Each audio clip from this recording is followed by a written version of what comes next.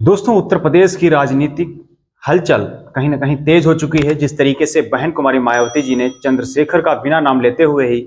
ये कहा है कि कुछ लोग हैं, कुछ संगठन के मुखिया हैं, वो लोगों को भड़काकर सड़कों पर उतारते हैं और उनको जो ये रास्ता लोगों को नहीं चुनना चाहिए, उनको न्यायालय जाना चाहिए। अगर निचली अदालत से उनको जो है न्याय नहीं मिलता है तो कहीं ऊपरी अदालत जानी चाहिए। इस पर चंद्रशेखर आज़ाद ने पलटवार करते हुए कहा है कि बसपा सुप्रीमो मायावती जी के लिए ही कहा है, उन्होंने भी नाम नहीं लिया और एक कहा है जो लोग घड़ियाल के आंसू हमारे बहाने का नाटक करने का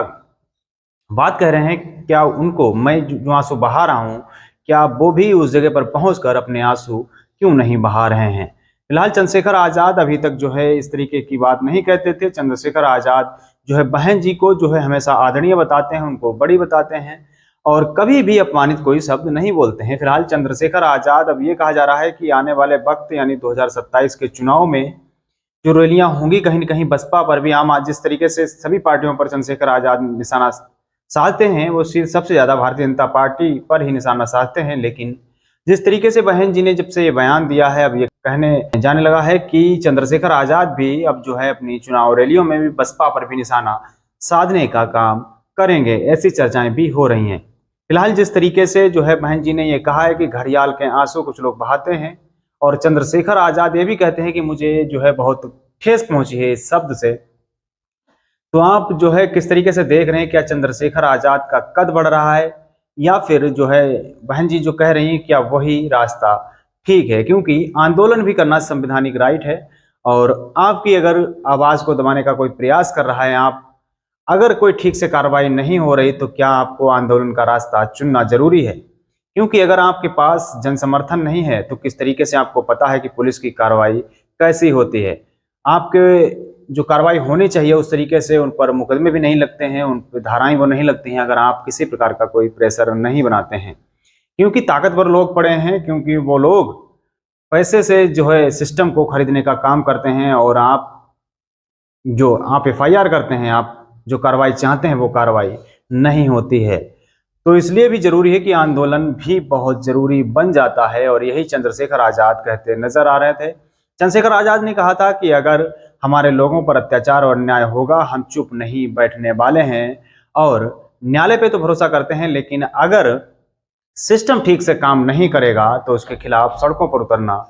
पड़ेगा और हम जो है वो लोगों के लिए आवाज उठाने का काम करते रहेंगे। लेकिन बसपा सुप्रीमो मायावती जी ने साफ कहा है कि जो है वो उनको न्यायालय जाना चाहिए, उनको न्यायालय से जो है वो जो भी प्रक्रियाएं हैं उसको पूरी करना चाहिए। लेकिन बड़ा सवाल यही खड़ा होता है कि सिस्टम अगर ठीक से काम कर रहा हो तो कोई भी सड़क पर नहीं आएगा। उनको न्याय मिल जाए, उनको सही समय से न्याय मिल जाए तो क्यों जरूरत पड़ेगी सड़कों पर उतरने की। लेकिन आज के समय में जिस दौर से जो है दलित पिछड़ों के साथ अत्याचार लगातार बढ़ रहा है, उस पर कहीं न कहीं आपको अपनी आवाज़ तो उठानी पड़ेगी। अगर आप अपनी आवाज़ बुलंद नहीं करते हैं तो लगेगा कि सिस्टम जो है वो अपनी मन मर्जी से काम करेगा। अगर आप सड़कों पर नहीं आएंगे, आप अगर लोगों के बीच नहीं पहुंचेंगे तो आपकी राजनीति जो है वो किस तरीके से ठप होती चली जाएगी। और चंद्रशेखर आज़ाद का यही जो है राजनीतिक कद इसीलिए बढ़ रहा है क्योंकि वो लोगों के बीच जा रहे हैं, वो लोगों की आवाज़ उठाने का काम कर रहे हैं, वो पीड़ित परिवारों से मिलने का काम कर रहे हैं। भले ही चंद्रशेखर आज़ाद के पास, उनकी पार्टी के पास पैसा ना हो, लेकिन चंद्रशेखर आज़ाद पीड़ित परिवार से मिलने पहुंचते हैं, हर हाल में जाने का प्रयास करते हैं और इसीलिए लगातार चंद्रशेखर आज़ाद का कद भी बढ़ रहा है। और बहुजन समाज पार्टी की सुप्रीमो मायावती जी यानी बहन जी ने जो कहा है, उसके बाद कहीं न कहीं सियासी गलियारों में ये बहस छिड़ गई है। क्या बहन जी के साथ जो दलित हैं वो जाएंगे? जो लोग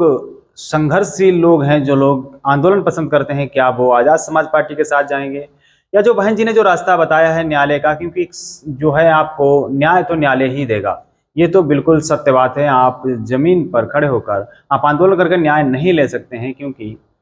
संविधान में जो न्यायालय की व्यवस्था है, आप न्यायालय से ही जो भी है वो न्याय पा सकते हैं। लेकिन जब सिस्टम नकारा हो जाए, अगर सिस्टम ठीक से काम ना करे, सिस्टम पक्षपाती हो जाए,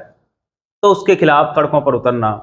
जरूरी भी बन जाता है। फिलहाल जिस तरीके से बहुजन समाज पार्टी की सुप्रीमो मायावती जी ने जो बात कही है और बहन कुमारी मायावती जी ने ही जो दलितों, पिछड़ों, आदिवासियों और अल्पसंख्यक के लिए जो काम किया है, कॉलेज यूनिवर्सिटी बनवाई है उसको कहीं न कहीं कोई भी नहीं नकार सकता है। चंद्रशेखर आज़ाद भी अपने हर बयान में कहते हैं, जब भी बहन कुमारी मायावती जी की बात आती है तो उनको आदरणीय बताते हैं और ये भी कहते हैं कि उनके जैसा नेता होना बहुत मुश्किल बात है। लेकिन